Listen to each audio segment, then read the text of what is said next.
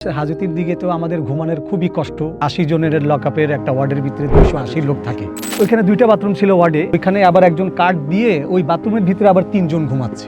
মানে 2টা হাত 2 জনের সাপোর্ট এভাবে নিয়ে তখন এই যে মাঝখানে এভাবে জায়গাটা ঢুকাইতে হয়, আপনার বডিটা ফেলতে হয়, বডি প্লেস করতে হবে। আর এখন যখন ওই বডিটা প্লেস করার পর আবার দুই সাইড থেকে মানে পা দিয়েও চাপ দিতেছি, তখন মনে হয় আপনার এই খাঁচাটা মনে হয় ভেঙে বের হয়ে যাচ্ছে। এমন লাগে কষ্ট, এত কষ্ট যে ওই সময় মনে পড়ে যে জেল কি জিনিস। আমি দোয়া করি আল্লাহর কাছে যেমন আল্লাহ শত্রুকেও জেলে না নিয়ে যায়। আমি যখন বয়স আমার 20-22 বছর, তখন আমি আর কি বন্ধু বান্ধবের সাথেই আমরা মিশে কিছু ব্যবসা বাণিজ্য শুরু করছিলাম গার্মেন্টসের স্টক লটের। ওইখান থেকে আর কি আমার জীবনের একটা দুর্ঘটনা ঘটে। তো ওই সময় আর কি গার্মেন্টসের ওইখানে আমি তো ছোট ছিলাম, ওই গার্মেন্টসের জিএম এর সাথে তর্কাতর্কি হওয়ার পর স্টক লট নিতে গেছিলাম এই প্রোডাক্ট গেছিলাম। তখন আমার সিনিয়র কাছে গিয়ে আমি আর কি অভিযোগ দিই যে আমার সাথে এরকম ব্যবহার হয়েছে। তখন তারা গিয়ে আর কি মারধর করে। এই যে আমি ওইখান থেকে চাঁদাবাজি দ্রুত বিচার মামলা আমি খাওয়ার পর আমি অ্যারেস্ট হওয়ার পর আমি জেলে, মানে হাজতের থেকে আমি তল্লাকাপ থেকে থানা থেকে আমাকে জেলে নিয়ে যায়। এই মামলা সাক্ষীবাদী স্ট্রং ছিল, আমার সাজা হয়ে গেছে। গার্মেন্টসের মালিক জিএম এরা তো স্ট্রং ছিল। হাজতের দিকে তো আমাদের ঘুমানোর খুবই কষ্ট আর কি। মানে 80 জনের লকআপের একটা ওয়ার্ডের ভিতরে 280 লোক থাকে ছিল। মানে আমি যখন লাইফে প্রথম যাই তখন আমার ঘুমানোর জায়গা নাই ওয়ার্ডে। তখন আমি দাঁড়িয়ে থাকি অনেকক্ষণ, কেউ বলে এখান থেকে সরো আমার জায়গা, কেউ বলে ওখান থেকে সরো আমার জায়গা। তে আমি গিয়ে লাস্টে বাথরুমের ওই সাইডে দাঁড়িয়ে আছি। দেখি আপনার খাওয়া দাওয়ার শেষের পর ওইখানেও বলতেছে একজন এসে যে এটা আমার জায়গা, বাথরুমের ওইখানে যে স্থানটা।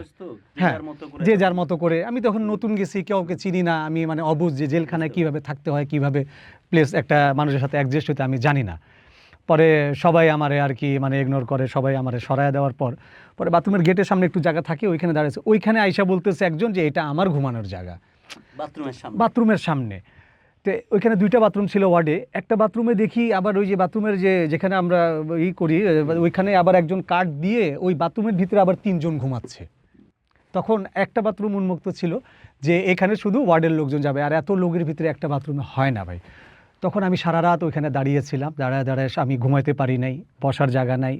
পরে দাঁড়ায় আমি খুব কষ্ট করছি ওই রাতটা। সকালে যখন ফজরে লকআপ ছাড়ে, ফজরের আজানের পরে খুব কষ্ট করে তখন আমি বুঝতে পারি যে 24 ঘন্টা যখন যাওয়ার পর আমি বুঝতে পারি যে জেল কি জিনিস। তখন আমি এখন রাত্রে আজকে ঘুমাবো কিভাবে, তখন আমি বুঝতে পারলাম। পরে আমি 2 জনের কাছে গেলাম যে ভাই তোর ডাল ভাত যা লাগে এটা আমি তোকে সংগ্রহ করে দিব, তুই আমার একটু ঘুমানোর জন্য একটু সাপোর্ট দিবি।